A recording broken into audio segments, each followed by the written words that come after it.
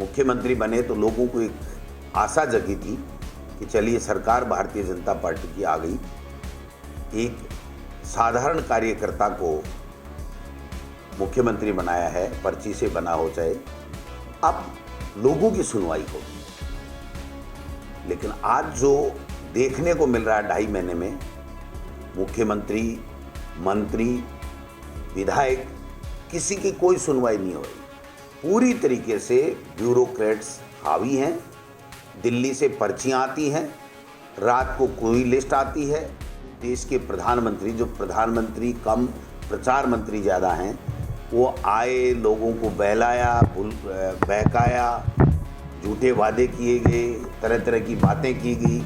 आज ईआरसीपी की बात वो कर रहे थे, 5 साल तक ईआरसीपी लागू नहीं की और अब 3510 MCM पानी मिलने वाला था, उस पानी को 2500 करा करके 2400-2500।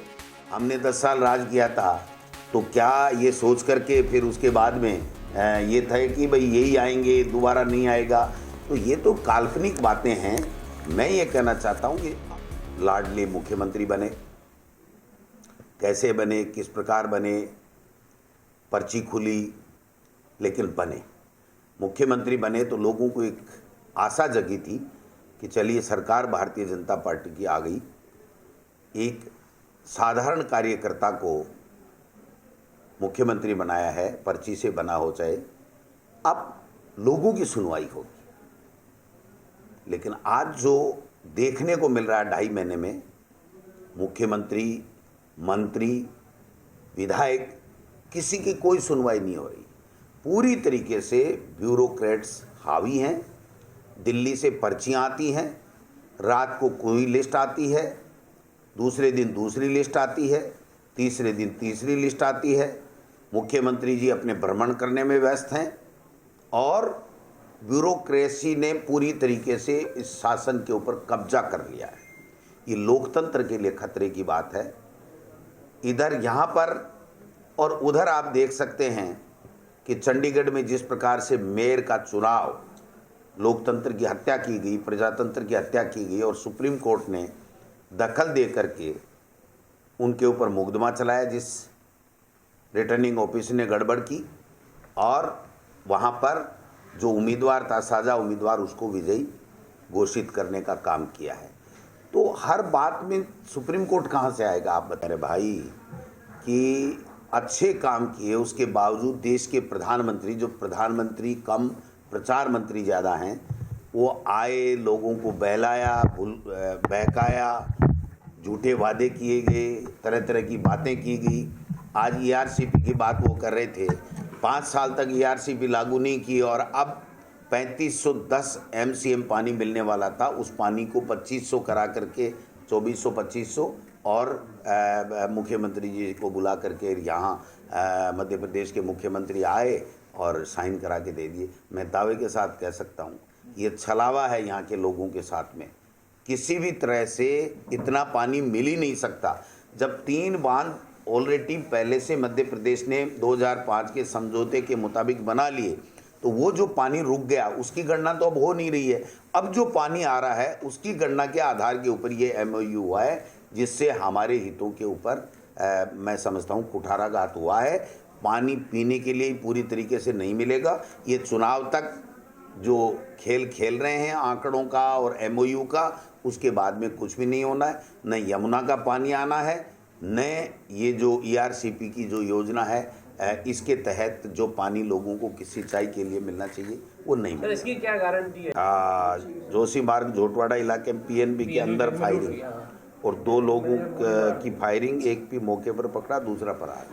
तो मतलब ये बातें कर रहे थे, देखो अपराध हो गया, पेपर लीक हो गए और पता नहीं क्या क्या हो गया। अब आप बताइए, पेपर लीक पहले तो पूरे देश में हो रहे थे। हम बार बार यही कह रहे थे केंद्र की सरकार कानून बनाए, उन्होंने बनाया नहीं।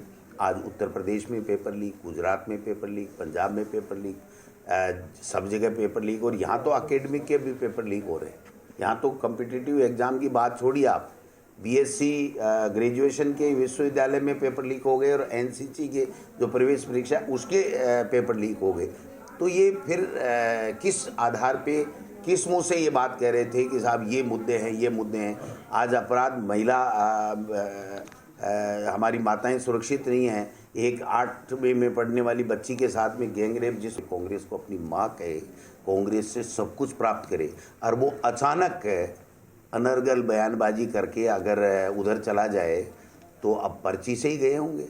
अब पर्ची किस तरीके की, आप पूछो बीजेपी में आगे, आप मीडिया के लोग हो, हमसे भी पूछो और उनसे भी पूछो कि भाई ऐसा क्या हृदय परिवर्तन हुआ मालवीय साहब कि आपको पता लग गया कि भाई अब हमको बीजेपी में जाना चाहिए, और बीजेपी वाले जो मंत्री संतरी है इनकी नहीं पूछ हो रही तो उनकी कौन पूछेगा। अमित शाह जी कह गए ना बीकानेर में कि आप गलतफहमी में हो, 25 साल में जो हमारी पार्टी में हैं उनकी भी हम नहीं सुन रहे हैं, तो ये जो आने वाले लोग इनकी थोड़ी सुनेंगे हम।